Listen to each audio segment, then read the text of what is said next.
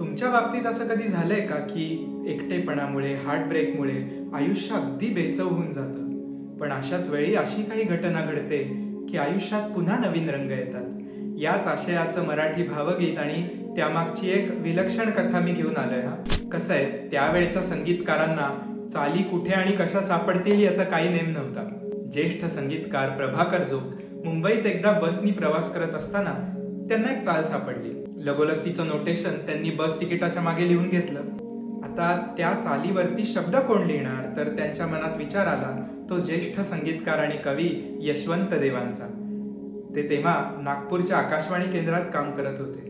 Inland letter पाठवून जोगांनी ती चाल कळवली आणि 8च दिवसामध्ये यशवंत देवांनी त्यावरती एक सुंदर भावगीत लिहिलं. बाबूजींनी आपल्या भावपूर्ण स्वरात ते असं काही गायलंय की आपल्या सर्वांच्या हृदयात ते अक्षरशः कोरलं गेलंय.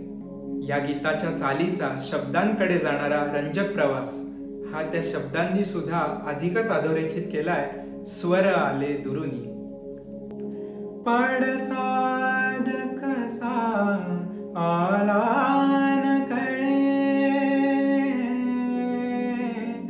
पडसाद कसा आला कळे, अवसेत कधी कातम उजळे, संजीवन मिळता शेते, निमिषात पुन्हा जग सावरले, किमया असली का केली कुणी, स्वर आले दुरुनी, जुळल्या सगळ्या त्या आठवणी, स्वर